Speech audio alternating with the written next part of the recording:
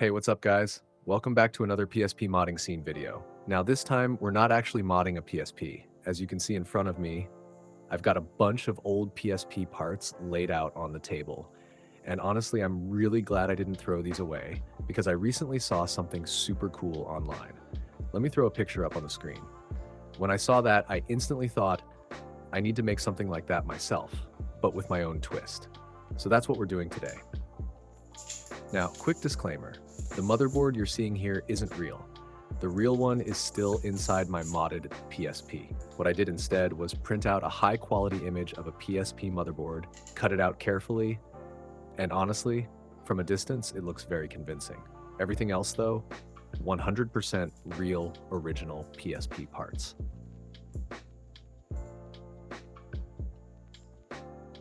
All right, let me show you the plan. So this right here is the frame where everything is going to sit. Let me quickly demonstrate how the parts will be laid out. The idea is to glue most of these pieces down using hot glue. For some of the lighter parts, I'll use mounting putty instead. That way, if I ever want to rearrange things or even reuse the parts, I can just heat the glue slightly or peel the putty off without damaging anything. Once all the pieces are mounted and I'm happy with the layout, I'll add a second panel on top. And this is where it gets interesting. On that second panel, I want to display my modded PSPs. I'm planning to use MagSafe rings to attach the PSPs to the panel. I think it'll look really clean, plus it'll give a cool 3D layered effect, with the old components visible behind the consoles. And the best part, I can easily take them off anytime I actually want to play one. For the front panel, I don't want it to be fully transparent. I want it to be translucent. I'm thinking of using a vinyl wrap, like the kind they use for windows. That way, when I add lighting behind it, the glow will be softer and more evenly diffused. It should give everything a clean, modern look. I still need to figure out the exact layout and placement of the parts, but that's part of the fun. So for now, sit back, relax, and let the build begin.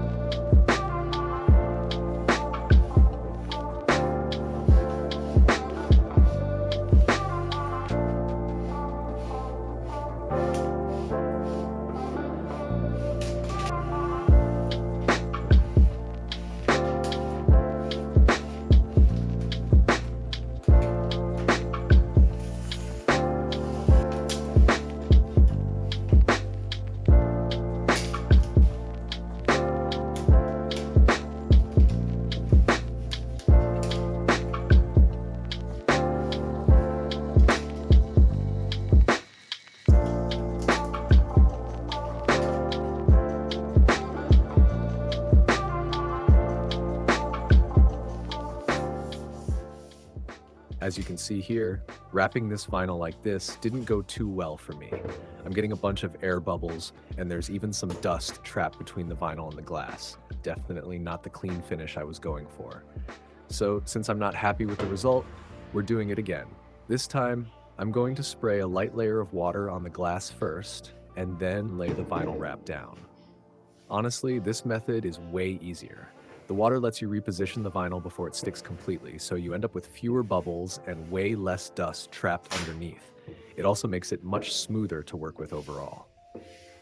Now, you can't use this technique with every type of sticker or vinyl. Some adhesives aren't designed for it, but in this case, it works like a charm.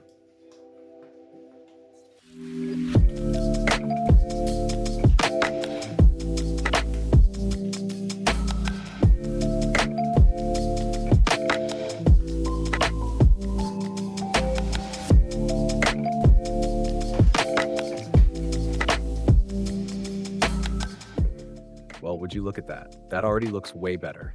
No bubbles, no dust, much cleaner finish, but I still want it a little less transparent.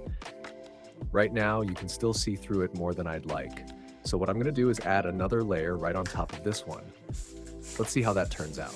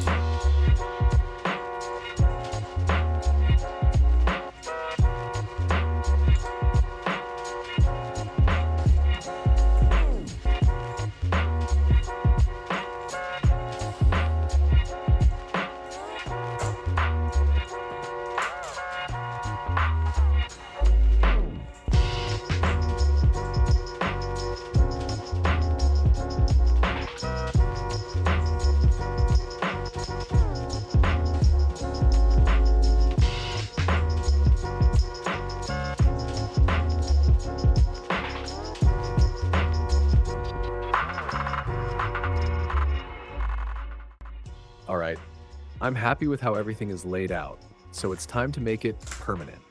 Kinda. I'm going to glue it all into place. I'll cut the hot glue sticks to size, melt the ends with a lighter, and press everything down. Simple method, but it works. Let's lock it in. All right. And here's what it looks like. Before we continue with the frame, I wanted to test the spot where everything's going to be displayed. To diffuse the light a bit more, I just taped some paper to the back. Simple, but it works. Let's see how it looks. Honestly, that looks really good, and the frame fits perfectly, nice and snug. All right, we can keep building. This is looking promising.